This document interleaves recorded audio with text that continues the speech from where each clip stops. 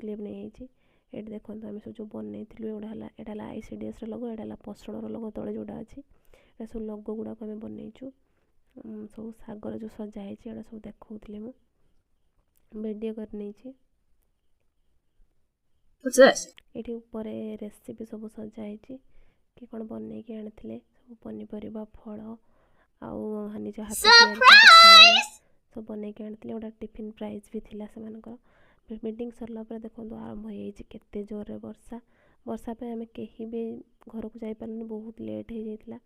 ତାପରେ ଆମେ ବାହାରିଲୁ, ଟିକେ ବର୍ଷା କମି ନଥିଲା, ତଥାପି ଟିକେ କମିଯାଇଥିଲା।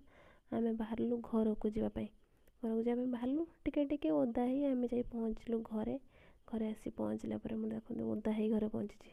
ପୋଛାପୋଛି ଡ୍ରେସ୍ ଚେଞ୍ଜ କରିକି ମୁଁ ଖାଇବା ପାଇଁ ବସିଗଲି ମୋର ଲଞ୍ଚ। ଖାଇସାରିଲା ପରେ ମୁଁ ଦେଖାଉଥିଲି ବାହାରର ଭିଉ, ବାହାରେ ବର୍ଷା ହେଉଥିଲା। ଲାଇକ୍, ସେୟାର, ସବସ୍କ୍ରାଇବ୍ କରିଦେବେ ମୋ ଚ୍ୟାନେଲ୍।